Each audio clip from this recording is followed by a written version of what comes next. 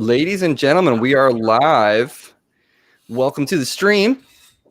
This is season 2, episode 3. And I am super pumped because I am a fan of George Stanford. I've been a fan for a long time and actually did a show with Townhall back in the day. My band did a show with you a long time ago. Really long time ago. But thanks for being on, man. I'm so pumped to talk to you. I got a ton of questions, but I appreciate you making the time. My pleasure. I appreciate your interest in my music and me in general. Thank you. Yeah, man. It's funny because I think the first time I saw Townhall, I was at a Mo show. You guys were opening up for Mo in like Delaware somewhere. Sounds about right. And I was like, holy crap, because you guys all switched instruments and I'm a multi-instrumentalist. And I was like, this is the kind of band I would love to be in. Because it looks like so much fun. But yeah, I'm sure we'll get into all that. But my first question to people, and I'm always curious about this because I have a very, very specific moment in my life when I was like, music is it. And I know that I think you come from a very musical family, right? I do. Okay. I do. So do you have a specific moment when it clicked for you? It's funny you asked that question because I was just talking with my wife about this the other day. I have several memories that really stick out and kind of those formative moments where it was like, yes, this is what I want to do. But it's funny because I was just talking the other day. We were listening to Lenny Kravitz, and I saw Lenny Kravitz play when I was like 15 at Lollapalooza. Nice. And it just like blew my mind. Like I was into music at that point. I was learning how to play guitar, and I was learning some chords. But I started as a horn player, so I was kind of making my way to wanting to sing and play guitar. And he came on stage, and the spotlight hit him, and he just started like shredding the guitar. And I was just like, holy shit, I want to try that.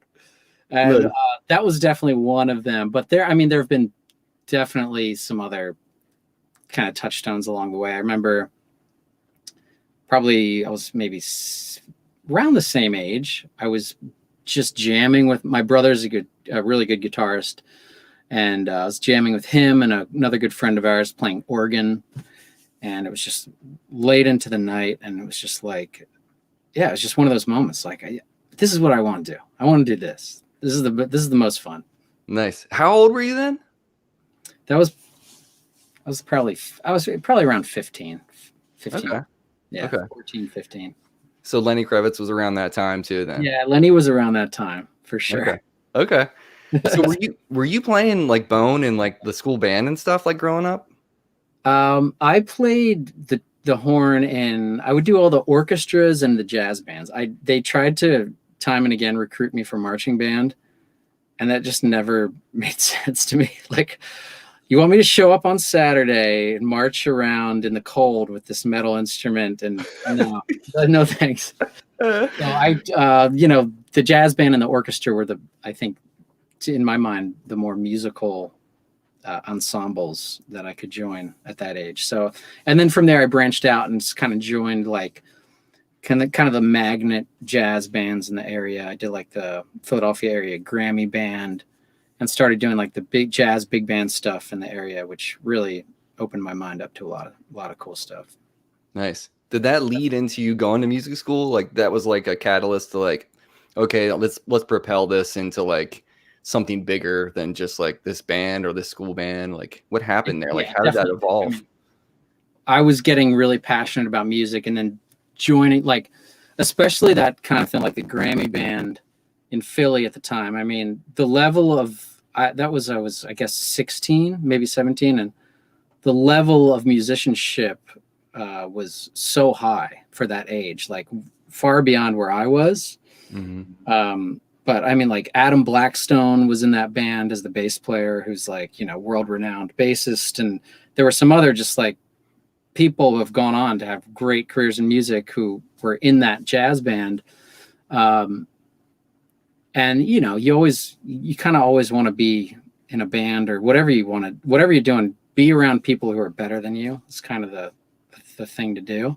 Mm-hmm. So that was like, yeah, let me get better at this. And the next, it was almost kind of it kind of fed. It was part of the university arts farm system, I guess you could say, and they kind of were recruiting some students there. So I fell into, I think, UArts that way. Okay. Yeah. I mean, growing up in Philly, I mean, there's such a great. So I'm in Baltimore still. Yeah. But like growing up in that city has such a rich, like musical quilt around it. Oh Like, yeah. I mean, you must have been exposed to so much great like funk, soul, R&B stuff. Like So much good, so many good musicians, so many world-class musicians. You know, I'm lucky to still call some of them friends. But the talent pool in Philly, and you know, I've been gone for a while now, so I'm sure there's a new crop of young guns that's just even better. But yeah, the talent pool there, it's ridiculous. The history, the talent there is unbelievable, and like it's kind of a thing too. Where when I live in LA now. When I came out here, it's like there's a Philly thing. Like there's a thing that people. It's a sound that people understand, kind of when you're from there. I think that I carry with me, and yeah, it's a lot of talented people there. Was there some older cats that kind of like took you under their wing, like being like a talented, you know, horn player that were you like playing in like GB bands and stuff too as a young kid, like doing wedding gigs and stuff, playing in horn section? Yeah, I did some of that. I kind of decided, and that's kind of when I started writing songs. I kind of decided I didn't want to do like the wedding band. It's not knocking it. It's just like, in hindsight, I probably should have done more of it. It's, you know, you can make a decent living that way. But I just got super turned on to songwriting and the idea that I could create a song that maybe somebody would play at their wedding one day. You know, that's what really lit my fire. So I did do some of that. You know, I would like fill in wedding bands, you name it. You know. Dinner functions, I mean, jazz combos, big bands, all kinds of stuff. So, I mean, as much as I didn't want to do it, it's also simultaneously really fun, the variety of like just doing a different function, you know, every weekend. So, yeah, I did my fair share of that for sure. That's cool. Let's talk about some records, because I like talking about specific seminal records that develop us as musicians. Like I always come back to like my moment of why I wanted to play guitar was Pearl Jam. Like I was playing NBA jams in my buddy's room in 1991 or whatever, and he threw that on and I was like, boom. And then it just kind of, you know, the path traverses and you go in different directions. But like if there's any records, it doesn't have to be one specific record, but like, is there an album that you can think of that you wish you could wipe your memory from, like, and go back and listen to it for the first time? Man, that's a tough question. Mm-hmm. I've had a lot of those through the years, you know, where I have more of those moments where I'm like, whoa, this is what I want to do. Man, that's tough to put on one record. I think for me, a lot of the Bob Marley stuff for me really spoke to me from when I was like probably around 15. And I started listening probably, I would say Uprising. That was one of the first CDs. I think my brother Sam bought it actually. And I quickly kind of stole it, put it in my collection too. But the intro to that, like Coming In From the Cold, Yeah. it's like, whew, man, that just, I was like listening, it just had everything in music that I was like, whoa, you know. Mm-hmm. That's definitely one of those records for me. It's just like that album is just like, it's like a spiritual experience, you know. Oh yeah. Did you have any like records that, like that record in particular, but anything that wanted like that pushed you to want to work on your musicality and like become a better musician? Were there like specific records? Because like, you know, when we were young bucks learning instruments, there was no YouTube. There was no like we didn't have the luxury of that stuff. So it was like rewinding a tape, Yep. shedding on that stuff, figuring it out, like training your ears that way. Yep. Like, was there specific records like that too that you were like zoned in on? Definitely some of the Paul Simon stuff. That was like where, for me, it kind of it hit that perfect combination of musicianship and songwriting. Mm-hmm. I was like, this guy, like, he cracked the code. He figured out the puzzle. That's what I want to figure out. Like, I want to figure out how to make the right music match. I want to figure out first of all, how to write lyrics, and then how to make them match the music in a way that it heightens both sides, so that suddenly you have something that, the sum is greater than the parts kind of thing. Mm-hmm. You definitely have that, man. And I would say, I mean, more so in your solo career as, things progress for you. I mean, I hear that in your writing all the time. Like, Thanks. as if there's anything, and it's not like you're a carbon copy of what Paul Simon does, but like I can hear the thoughtfulness behind the harmony in which you write, and like even like finger picking wise, how you do that stuff. And I've never been like a huge in the catalog of Paul Simon. Like my older sister loved Paul Simon, so I grew up, hearing it in her room and stuff. But I still feel like Still Crazy after all these years is one of the greatest songs ever written. Oh, I just listened to that the other day, and it was like, and that's one of those songs where like you have to revisit it to kind of relearn it, because if you don't play it, it's because it has twists and turns, and it's like, and I don't think I don't know. I'm not Paul Simon. I can't get inside his head, but I don't think he sits down to like make a song with a bunch of twists and turns. It's just kind of like how it comes out of him, and I can really identify with that, because like people, when I'm teaching people my songs, if I'm playing with a new drummer or something, it's like, oh, there's a measure of 6/4, and just like, oh yeah, I guess there is. I just kind of wrote it around that lyric, Yeah. And so it's like, to me, his music, it just kind of made sense in the way that it just served the lyrics, or it served the instrument that was highlighted, Mm-hmm. There's something pretty cool about that as a songwriter. Like I never really thought about that with Paul Simon. I feel that way about Sondre Lerche. Are you hip to that dude? No. So he's like a Norwegian artist. The whole soundtrack to Dan in Real Life was all him. Okay. Which is that Steve Carell movie that came out in like 2006 or something like that. But there's a bunch of amazing music on that album, and he wrote all of it. But he has a great mind as far as jazz harmony is concerned. And it's the music's not jazz, but it's like there's thoughtfulness behind the harmony and what he's writing. And like he's definitely he's reharmonizing things around melodies and all that stuff. And it's great to have that knowledge. And I know that you have that. You can tell that you have that, but you're not abusing it or like forcing it. You know what I mean? Like it's like, it's hard as a songwriter to like the prosody of like having a lyric serve a moment in a song or whatever. And to like to be poignant in that moment. But that's something that's why I really wanted to have you on here, because a lot of the music that I listen to and that I play, and I think there's a lot of people that are on my YouTube channel that would dig what you do because of that, because you have this breadth of knowledge, but you're not like waving it around like a freak flag. You know what I mean? Like, well, the truth is, like, I've written a lot of songs at this point, and the more I do it, the more I just want 3 chords in the truth. Like, that's all I want. I just want to be, I strive for simplicity, and somehow I always kind of find a way to fuck that up a little bit.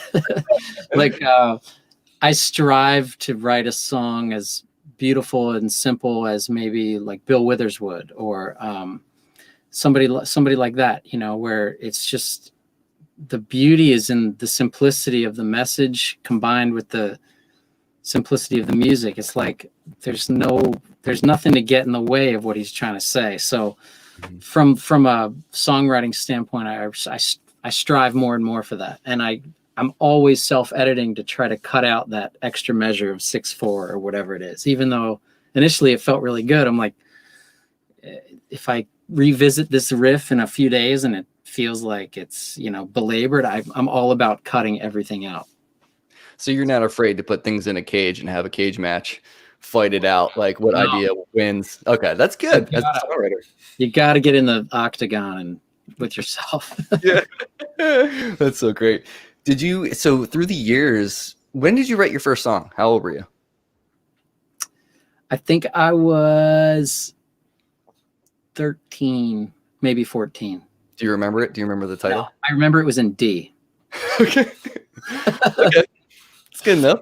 Yeah. But I remember I felt accomplished because I wrote a song.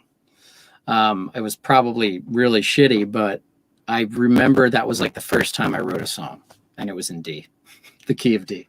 Dude, it's like manure, man. Like you got to write a bunch of shitty songs to grow something beautiful later on, Oh, no doubt. That's a good way of putting it. Yeah. Yeah, that's how it works. That's how it works. Yeah. Did you notice, so as a songwriter, through the time that from the first song you wrote when you were 13 to now, like if you could go back and talk to young George about, listen, man, it's gonna be okay, dude. Like it's gonna get better. That song in D is okay, man, but like it's gonna get better. Like, what do you think is there any advice you would give yourself, like as a young songwriter, to be like, listen, man, think about this when you're writing, or like,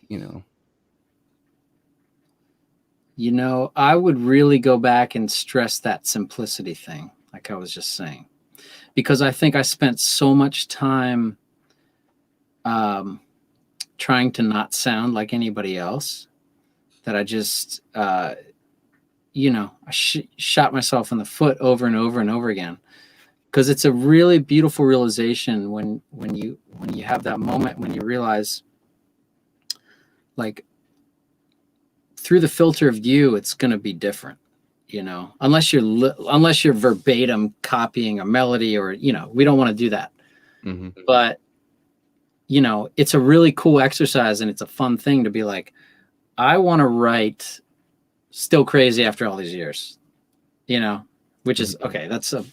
Maybe that's a bad example. That's a pretty lofty example. No, that's a good example, because I mean, if you're striving to write a song that has that impact, that's really at the base layer, the foundation. That's what I hear from you in that statement. It's like, I want to write a song that impacts people the way that song impacted me. That's how I think for me, it's more of just like, go for it. Write a shitty song that sounds like everybody else. Like write a pop song right now that sounds like the number one song. Mm-hmm. Like I think that's a great. It's a advice I should take myself after this interview, because what you do, if you're half decent at what you do, it's going to sound like no matter what. So. Mm-hmm. If you have a unique voice or unique style of any sort, if that's going to come across, you're going to have your flavor, your DNA on that no matter what. So I think that's what I would stress to myself. Don't get hung up on trying to be such an original. Just be yourself, Simple, but I think it's good advice I would tell any songwriter out there. Yeah. I mean, how did that transition when you guys started Townhall? Because you guys all meet at school? Yeah, so we met at University of the Arts, the members of Townhall, and at that, I just did about a year, maybe a year and a half at University of the Arts, because at that point we had started like regionally kind of picking up steam, getting a lot of good gigs around the area, venturing out on the road more and more, kind of building a larger touring circuit. And, one thing you realize when you go to music or art school, I'm sure it's similar, is that like everybody who's like actually doing it leaves. So we were like, I think it's time, guys. Like, let's just go out and try to do this. So that's what we did. Yeah, that's exactly how it is. I went to Berkeley, so. But did you guys? I was always curious about this. So, I mean, there's some records. New Song is in my top. If I had to be on a deserted island and I had 20 records, that would be one of my records. Wow. And at the time when I first heard that album, I think it was one of your buddies might have been at my band's show in Baltimore. I was like, you guys got to hook up with Townhall. You guys are, like, right up the road, blah, blah, blah. And he just gave me a copy of the CD. He's like, this is my copy, and just gave it to me. And then when we were on the road, that's what we listened to. Amazing. So much. And then I think that was like, that might have been pre when I saw you guys open up for Mo, possibly. Yeah, that was kind of right around that time. Yeah. How did you guys figure out instrumentation of how you were going to be recording it and like playing it live? Was it whoever was the main songwriter of that specific song be like, I wrote it on guitar, so I'm going to play the guitar part, you know, Tim's going to play it? It was you know, we were so young and we were all in this band. It was a very exciting time, and it was like a surprisingly democratic process, that band. Like, maybe It seemed like it. yeah, I mean, it really was. And maybe I'm sure that's probably part of why ultimately, you know, the band broke up, is like, bands generally need a singular voice to propel it. But the collaborative element of it, I mean, it was so democratic. It would be like, yeah, it was kind of like, I would say I wrote the majority of the songs. So you bring it to the band, and then everybody wanted to put their stamp on it, you know, for better or for worse.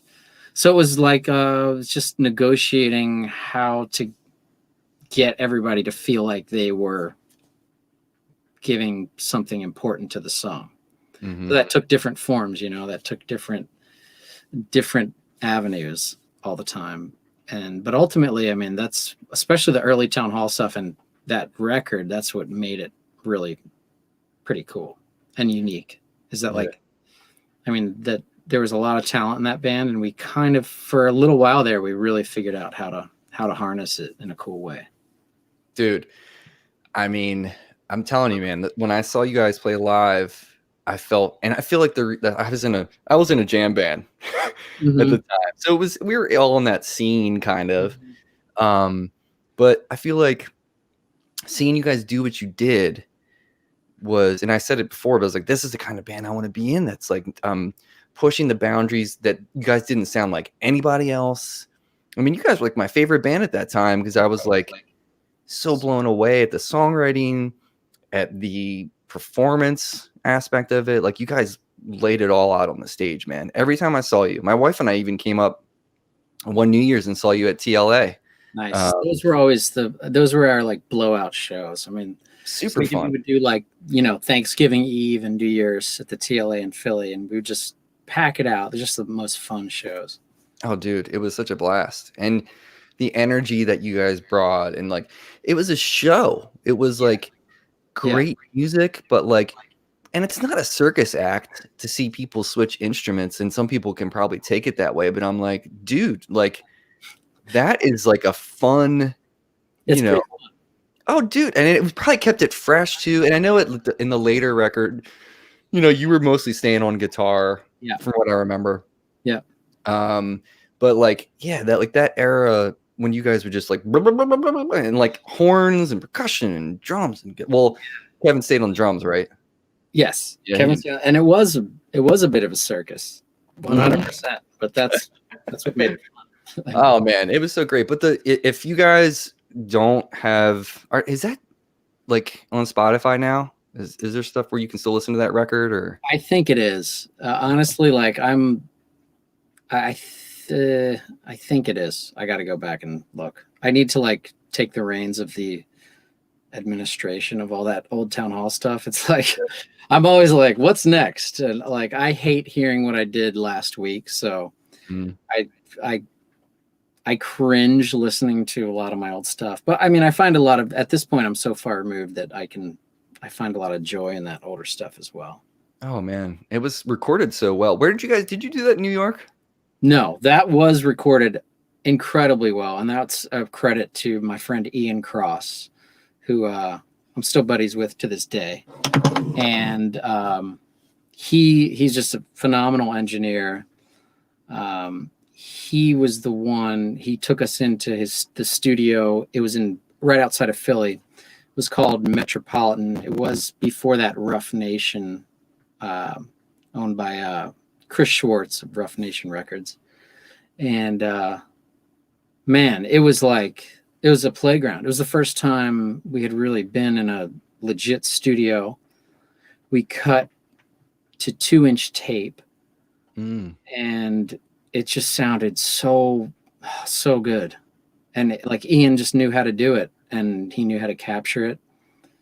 And yeah, I still try to kind of chase those sounds today. Ian did such a good job. Dude, the sonic space that was filled, and I mean, well, so apparently it is on Spotify. Stefan, what's up, buddy? So you guys, if you have never heard that record, it's one, like I said, it's in my top 20 records of all time that I still listen to this day. And all the Townhall stuff. I listen to the later stuff, and like, you know, we'll cook dinner, dancing in the kitchen stuff. And your, you know, solo stuff. But if you guys have never heard that record, just go put some headphones on, wrap your ears around it. It's a beautiful, and the songs are great, and it's just such a great album. But what I was going to ask you about that period of time is, so when you guys are writing and you get on the road and you do that, and then the band disbands, and you kind of like, all right, what am I going to do now? Was that a big ass fork in the road, or were you like, I already knew what I was going to do, I'm going to go to LA? Like, what happened at that point for you? No, that was a crazy time, because what happened was our my musical brethren, Nate, who is he played guitar and trumpet and percussion and other stuff in Townhall, and sings his ass off, and a great singer as well, and a songwriter. Yeah. Nate got a gig playing guitar in Amos Lee's band. And at that point, it was like, you know, there was bands playing in Philly coming out of the fire, and Amos's thing was like, bam, it took off. He signed to Blue Note Records, and then Nate shows up at rehearsal one day. He's like, hey guys, I'm gonna go play on David Letterman's show on Thursday, so I can't be around. And we were just like, what? So it's like, and then he's like, I got offered to go out on this tour with Bob Dylan, so I'm gonna. And we were like, what? So at that point, it was like the winds of change were blowing, and that was a tough hit. I mean, Nate was like, you know, I mean, like he was talk about musical DNA of Townhall. It was like the harmonies we sang, the whole thing, but we were still like driving up to play like Wilkes-Barre on a Wednesday to, like, you know, maybe we'd have 30 people there. Maybe on a weekend we'd have 150, and it would be awesome. But, you know, so it was like I was so mad, but also super happy because my bro just got asked to go out on tour opening for Bob Dylan with another great act. So it was like, so that was kind of like, then we got Strymon, who played the keys, and I've been making music maybe with Dave Strym for the longest of anybody I know almost. But, you know, at that point we kind of took a new direction, the new record, but it was just kind of like the thrill was kind of gone. It was like we wanted to try different stuff, and I know I wasn't alone in that. Everyone was just feeling stuck and frustrated, and it was kind of like, where's this going? You know, what are we doing? You know, it's funny because I'm still. I mean, one of the best things about all this is I'm still friends with everybody that was in Townhall, and we can all kind of like, I've kind of individually talked with the guys, and, you know, Tim, for example, I'm still great friends with, and a collaborator, and several of the guys I still create music with today. And we can look back and be like, man, if we had stuck with it and like maybe stayed inside that jam band scene, like we would have really thrived, but we were all just done. Like we were all kind of done. So I was at that point. Another cool thing about recording that new song record was while we were recording, especially the basic tracks to 2-inch tape, this was when Pro Tools was really starting to take hold in studios. And so I was watching Ian run Pro Tools, and Tim and I were like, whoa, what's this? And he's like, you know, you can get a computer and do this at home. And we were like, what? Okay. So it kind of kicked off our mutual interest in home recording and recording ourselves and creating recordings ourselves. So I was always, so that's when I started experimenting at home. I got a laptop, I got the first generation M-Box, and started recording. So I was writing, and suddenly I could throw my ideas down at home by myself. And that's when I started kind of getting my new recordings, my new demos out. And that's at that point, actually, Ian, who recorded the new song, had moved to LA, and he was recording Janet Jackson's record out here. And he said, dude, come on out and let's do some demos. So I came out to LA and did that. So, and how much longer was it until you got a record deal? Well, the funny thing is, I actually got a record deal like right around that time, but it wasn't through.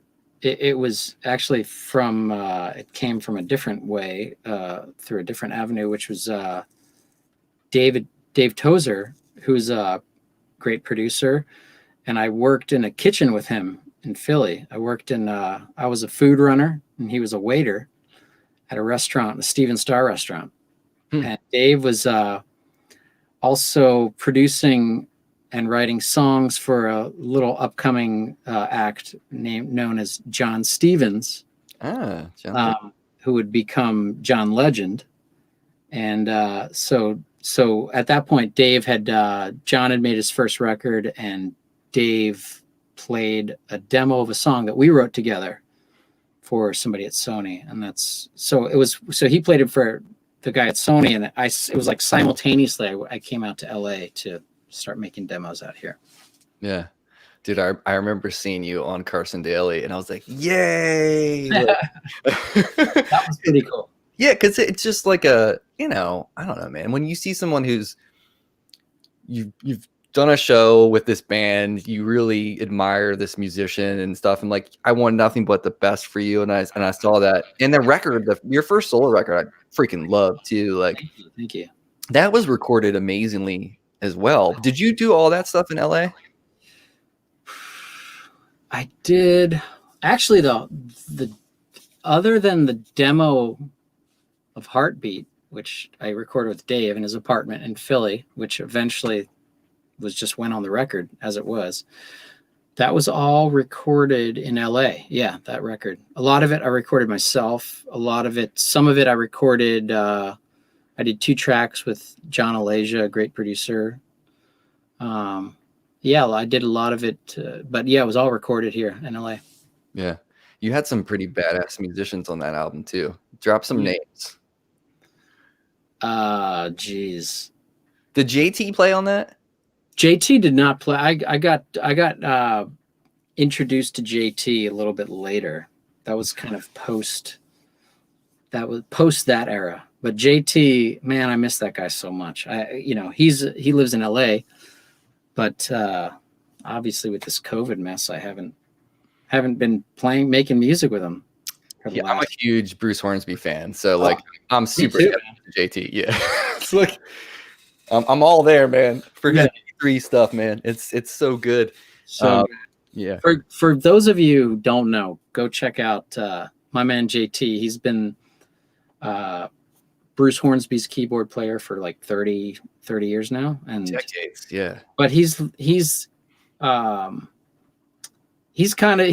like a mentor and a role model for a lot of us musicians here because he shows up and he just wants to play, and he's been doing this forever, but he just exudes joy and community and the collaborative spirit, which is why I play music in the first place. And it's easy to lose in this like insular Pro Tools world that we're all in now, or Logic or whatever you're doing. It's easy to make tracks by yourself all day, and I do that, but JT really embodies the spirit of joy that comes in collaborative music making. He's so great. And I love the fact that when Hornsby put that DVD out, when they played at oh man, I don't know if it was at the Beacon or something, but how they did like 2 nights at one of the theaters near. Yeah, and he was talking about like every year when we come back and reconvene with this band, he's like, if you don't show up with something new, some new stuff under your hands, like watch yourself, because you're gonna be out of this band quick. Because I can't imagine playing. Does he ever talk to you about playing in that band and like just like Hawkeye and Hornsby? Because like Hornsby looks like he's just the thing I love about Hornsby is he arranges on the spot beautifully. Like he'll take a song wherever the heck he wants to take it and make sure he's arranging its every specific instrument, every bar almost sometimes. Yeah. Does he ever talk to you about that, like that gig? He does. It's about, the beauty of being a musician is adapting and staying on your toes, right? And that's what JT does so beautifully, and that's why he's in that band. Because like what you said, like Hornsby, he's essentially composing on the spot. But JT, he's one of those guys that I'll show him my song, and then he'll be like, I think I got it.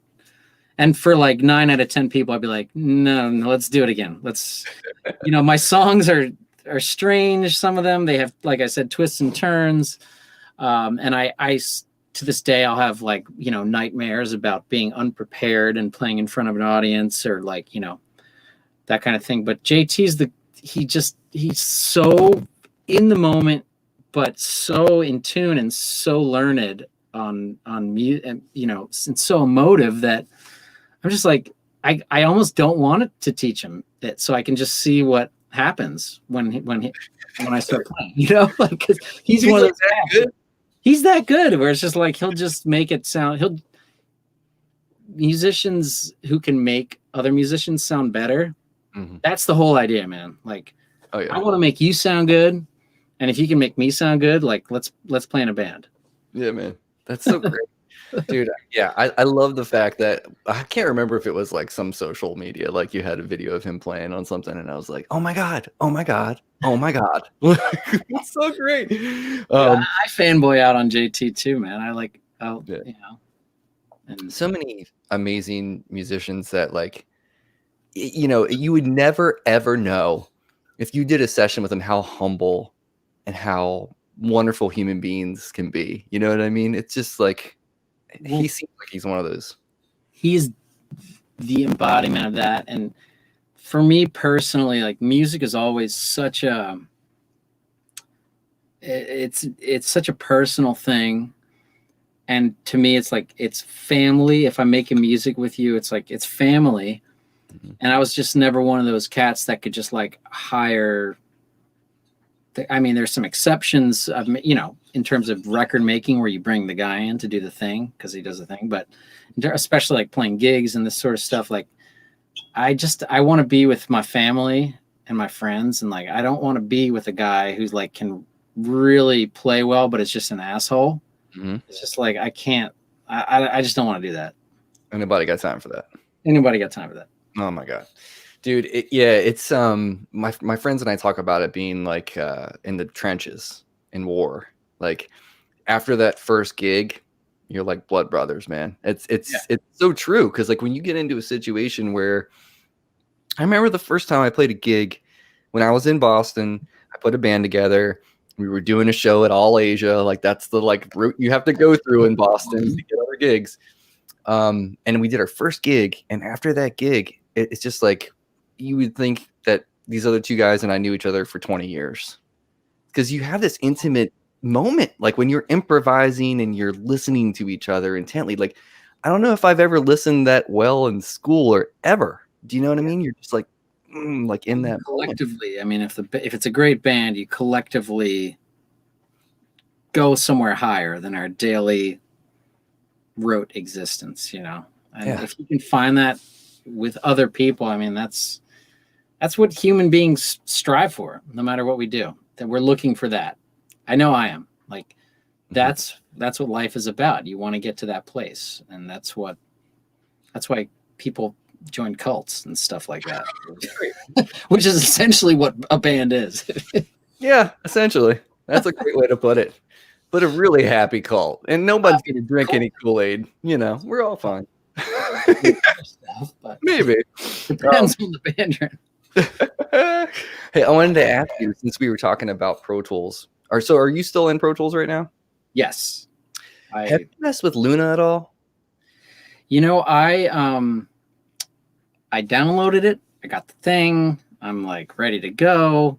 I got my UA, but the truth is, I have a family now. I have 2 kids, and between that and just life and other work and everything, it's like when I have time to just really get down to it, I'm just looking for the shortest path from here to my speakers. Mm-hmm. So Pro Tools is giving me everything I need right now, and like I get it, and at some point I'm sure I will delve in, but then also there's the add-ons. You got to buy in more to get the summing you want. If it's the Neve summing, so it's just kind of like I was super excited about it when they announced it, and I think it's probably still a super cool thing I'm going to check out. But I'm just super fat. I'm a Pro Tools ninja, so I can create stuff quickly in Pro Tools. Yeah. Well, I mean, that's the whole point of what you do as a songwriter for film and TV. You got to work quick and efficiently. You gotta work quick, and you gotta trust what you're doing. And like, sure, it just comes down to the free time to mess around with new software, which I absolutely love doing that. But I just have very little of that space in my life right now. So it is really like, okay, I have 3 hours. Let's go. Yeah. It looks hella sexy. I haven't messed with it at all yet, but like comparatively speaking to like when I'm in Pro Tools and you pull up something ridiculous like Expand that looks like Matthew Broderick in War Games. Do you know what I mean? It's just some dope sounds though. Expand, it does. I've used Expand on a lot of stuff. It does. Yeah, so I just did this theme song for MPT, for Maryland Public Television, for this show that's been on the air for 20 years, and they were looking for a new theme song to reboot. Awesome. And I definitely used Expand for those thunder drums, like the big, the big. Yeah, I mean, especially, and this is in any DAW. If you really know what you're doing with the plugins, like you can tweak, polish a turd, but you can get pretty far. Yeah, for sure.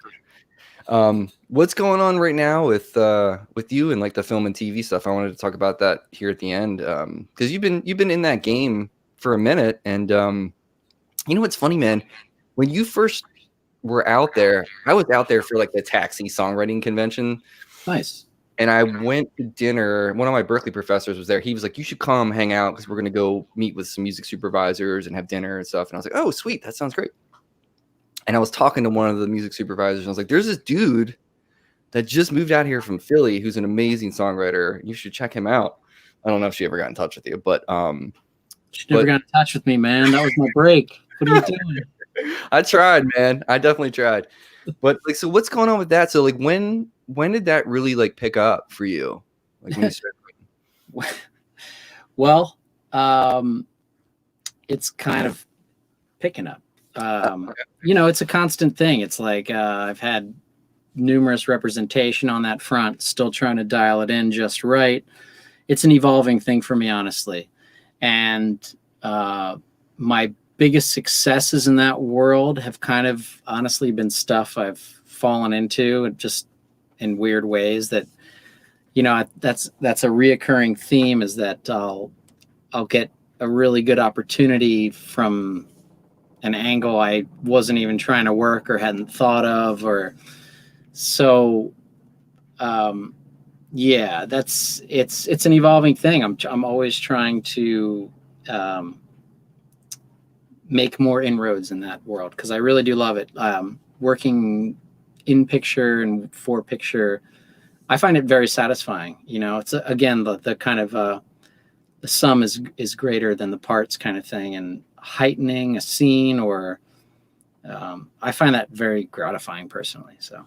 Oh, I'm sure. Yeah, it's super fun too. Like getting to like craft like the environment of the picture, and beyond that, like I'm getting more into sound design and really learning the ins and outs of that and incorporating that into my music is really cool as well.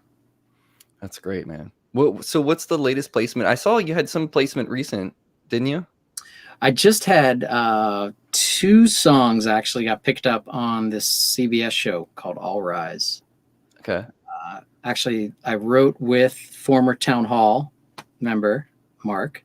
Nice. Mark Rudin. Yeah, he's and that was through his representation, but that's the beauty of the co-write in that world. You know, it's like somebody else is working the song too. So we had a Christmas song. I love writing Christmas songs. It's like it's kind of an awesome songwriting exercise, and it comes around once a year. And so last couple years I've gotten a little lazy on it, but always around July or August, I try to start thinking about a Christmas song and crank it out in a week or two, because, you know, that's always an opportunity to get some songs placed come the holidays. So we got a Christmas song, and then we had another just super kind of poppy feel good song placed in a recent episode of that as well. That's great, man. I hope that snowballs for you, because it seems like it's a really, and you're in the right spot to be doing it too, obviously. But it seems like it's a fun world to be in because of deadlines. Like, I work great under deadlines. Like, I like having someone be like, "You got to get this to me tomorrow." I'm like, totally. Okay. I'm the same way, man. With my music, I want it to be perfect, and that's a bit of a disease, you know. But the deadline is a good thing. And it's also really liberating to, for a lot of that stuff, I'll just write under a different name, call it a different band name. And I divorce myself from the idea that, like, this is my heart and soul bearing to the world. It's like, no, this is a shitty pop band you've never heard of, and I'm going to bust this song out in 2 hours. And a lot of times when that happens, you make like a really cool track that I can use for my own stuff later or something, you know? Yeah. Do you sing on all that stuff too, or do you bring in vocalists to hide, the fact that it's you, or like? No, I'll sing. Okay. Sing. Yeah. Okay. You gotta pay somebody else if you bring them in, you know? No, dude. Yeah. The pie gets smaller. Yeah. And it ain't that big to begin with. I know, that's what I was gonna say. Like, it's not the 80s or 90s anymore where people are dropping Monopoly bag money on you. No. You gotta be smart, and you gotta, again, man, learn the software, learn the plugins, learn how to manipulate sound to do what you need it to do. Yeah, that's so great. What's going on with your solo stuff right now? Like, any new music like coming up? I know you just put some recent stuff. You've been putting a lot of music out. Yeah, I'm trying to stay on the I'm kind of trying to free myself from the, like, I need to have 10 perfect songs for the album. And I've just been putting out singles, and I have about another 3 or 4 queued up to release in the coming months. I have some music I'm really excited about, just on an emotional level, that's really close to my heart, that I'm super proud of from a songwriting and production standpoint. And I'm editing one of the videos right now. That's what I'm going to do when we get off this call, is get back to editing a video. Nice. So yeah, I got some really good stuff coming up. I'm pretty stoked. Awesome. Yeah. Are you doing everything in your studio? Like, because didn't you build the studio you're sitting in? Yes. This is you can't really tell, but I'm in about a 8 by 12 foot shed that I built with my dad. And he came out here and helped me build it. He's a much more talented builder than I am, but I was happy to be his assistant. And yeah, I do most of my projects in here. The one thing I need is a good drum kit to put in the corner. But yeah, I do. My guy, Mike Avenem, check him out. He's an amazing drummer, recordist, producer. I'll send him tracks, and he does a lot of my drum tracks lately. He's here in LA, but again, with COVID, I haven't seen him in about a friggin' year. But he's just gold, because the best drummers are musicians and understand arrangement and the whole thing, and he just knocks it out. So a lot of times I'll outsource the drums, and then everything else I'll do here. That's great. It's so cool. Like the one silver lining to all this COVID crap, and because I've been doing a bunch of Corona collaborations with friends across Cool. the globe and stuff, but it's pretty amazing. Like you were saying, like, you know, with the computer and with the doll, you can do it. I mean, you don't all need to be in the same spot. Now, granted, you got to capture some good sounds if you want it to be legit. Yeah. But like, if you're hiring a drummer who's already got a great touch and their kit sounds great, you put a couple of mics over it. Sounds great. It's fantastic. And also, like, I mean, I don't have to do this with Mike because he's really an accomplished recordist and engineer. I mean, the sounds he just puts out sample packs of his sounds because they're just phenomenal. But you can, I mean, there's like, get hip to, especially if you're a home recordist, I recommend get hip to some drum replacer software, because you can take a shitty sounding drum you recorded on your iPhone, and you can drop the kick onto a separate track and use a drum replacer, and suddenly you have a kit that's like really legit sounding. So there's like so many different ways to approach music making now. It's pretty, I love it. I'm excited by it. Yeah. Me too, man. I think we're in like the platinum age of gear, and I mean I'm a big gear head, like especially as a guitarist. Like, I mean, this amp is my life, you know. It's like, and that was like my 40-year-old like midlife crisis purchase, and I was like, purge all the crap and get a nice amp. But it's funny because now that what do you got? It's a 2-Rock. Okay, I don't know about it. They're based out of California. They're just really high-end boutique, like blackface Fender Dumble kind of thing. Gotcha. But yeah, so it's like the drum software. Are you using like Addictive Drums or Easy Drummer or something? Like, what are you using? Well, fortunately, I haven't had to recently because like I have an amazing drummer who's a great recordist. But yeah, I'll like for if I'm cooking up a demo, or actually a lot of the stuff that for sync that'll get played on TV or whatever, it's contact drums, you know. I'll find a kit that works for the somewhat works for the song. Let's say I'll go with the 70s Abbey Road kit. And then from there, you know, like, again, just like manipulate, tweak the hell out of the sound, maybe reamp it, you know, figure out ways to give it life. That's the key, is like, if you're going to create in the box, my whole thing is you got to just find clever ways to make it sound alive. Mm-hmm. Yeah, humanizing those VSTs sometimes can be a bear. But like if you're efficient like you are with the software and everything, man, you can whip stuff up pretty quick. Totally. And it's about, you know, keeping irregularities in the right spots. I mean, it's all for like, what is the purpose? Is this going to be a 20-second jingle at the end of a, you know, like in that case, it's like, no time, just make it bam, bam, bam. But if it's like, if it needs some humanity to it, you know, then there's many ways to skin that, you know? Oh yeah, for sure.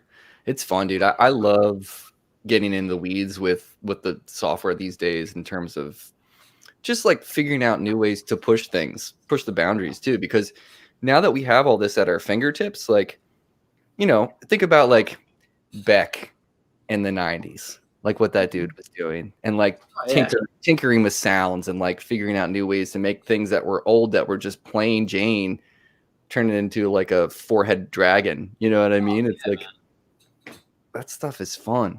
I love Beck. Yeah, me too, man. Me so too. Adventurous. Dude, and what's the last record he put out? It was that one where he's standing in front of that crazy like car. Japanese car. That was it sounded pretty cool. I mean, yeah, I just love you have like Midnight Vultures and Sea Change. Like, that's God. The same artist, and that to me that's so inspiring. It's like, I don't have to do one thing. I can like do whatever I want, you know? Yeah, that's really inspiring to me. Yeah, Sea Change was, oh my God, dude, that album. It's so dope. That's like the best rainy day record if you're driving, if you're on a road trip. Oh my God, dude. Listen to that album too, everybody. Hot take. It's a pretty good sunny day record too. It's true. It's a good anytime. All right, George, you ready to do this lightning round get down thing that we do here? I guess so. Let's say that. Probably not, but Well, you're gonna be fine. So basically, it's just 10 questions. It's kind of like a would you rather situation. okay. Now, you can, if you want, you can explain your answers, or you can just kind of burn right through them. So your boy Jesse from 29 Pedals, who's also out there now, Jesse Hunig. Yes. That dude is brilliant, by the way. He's Oh beyond. my God. Yeah. I mean, it's been a long time, but he is a brilliant cat. I talked to him. I got his pedal, 29 Pedals, Una. It's one of the most amazing, life-changing rig editions I've bought in 2020. What does this thing do? I got to know about this. It's a buffer. It's basically like a studio quality buffer for your rig. You know, it's in layman's terms kind of thing. So it's meant to be first in your chain.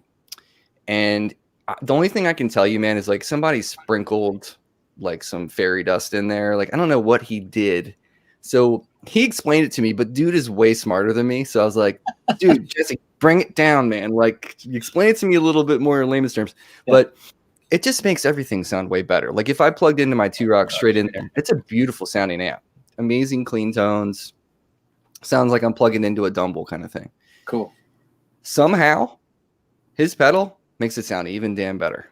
So like, it's just like, and he talked about it in terms of like, you know, working on Neve consoles and stuff and learning the components. And he's like, everything makes a difference, man. Like it really does. Like this filter cap that's more expensive is going to sound better than this other one.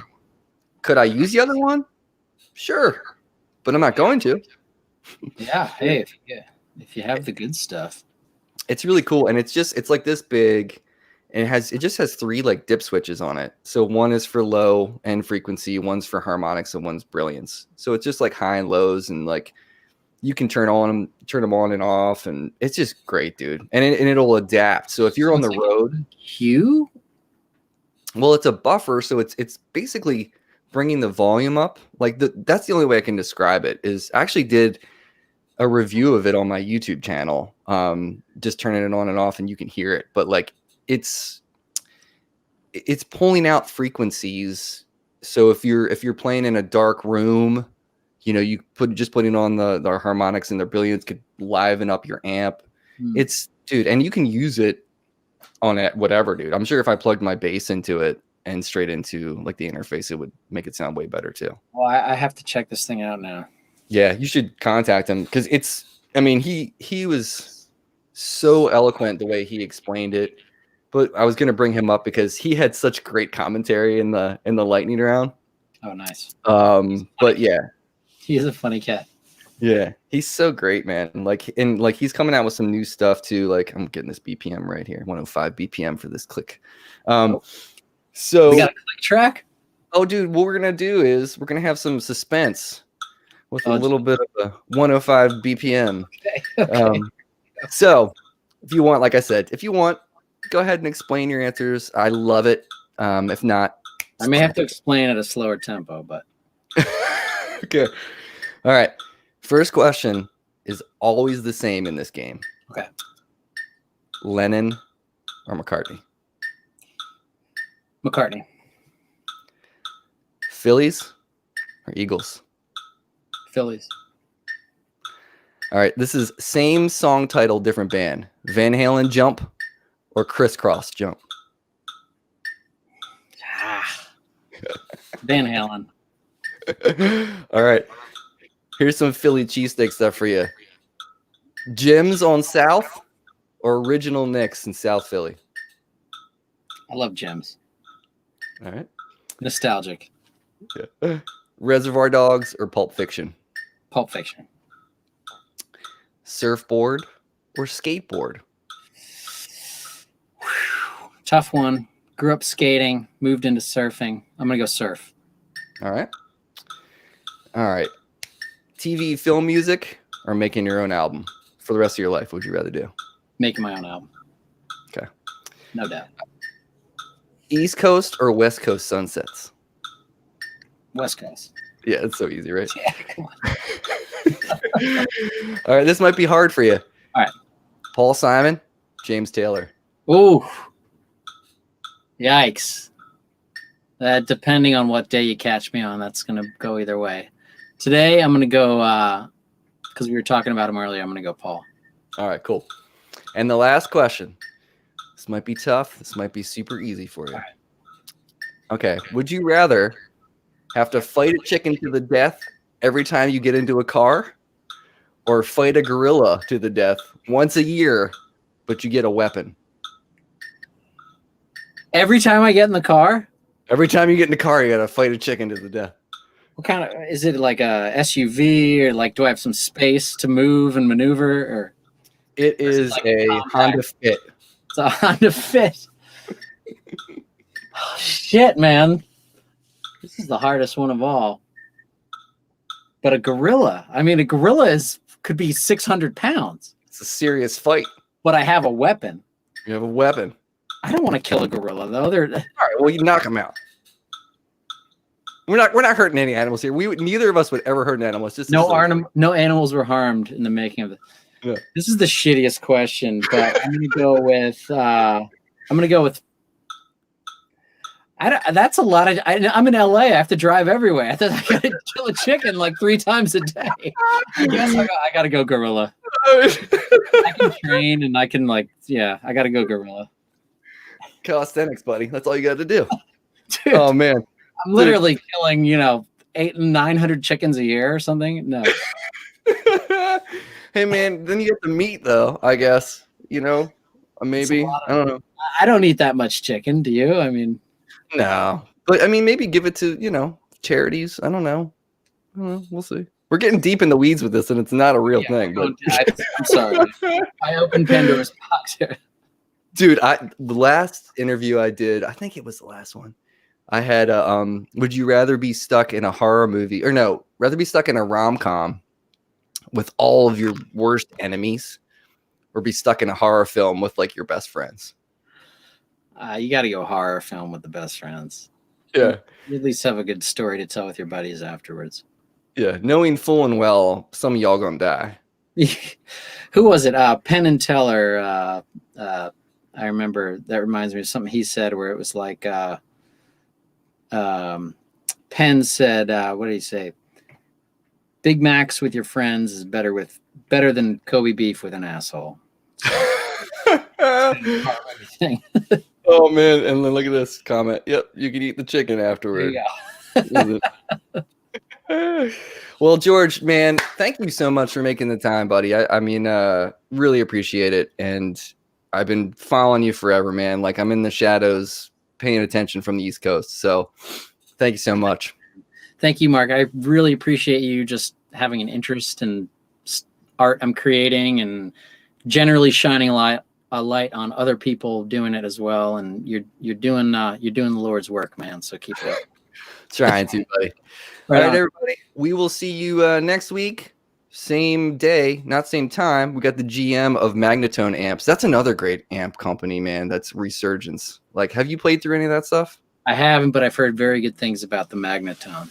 Dude, yeah. They sent me one so I could do a video for my channel, and I gotta send it back. But it's a wonderful sounding amp. It's so clean and pristine. And it looks killing. It looks so retro, man. It's classic. Really cool. I know the look of it. It looks very cool. And if it's good enough for Neil Young, it's good enough for us. So. Good enough for us mere mortals. Yeah. All right, guys. We'll see you next time. Take care of yourself. Stay safe. Peace out. Peace out.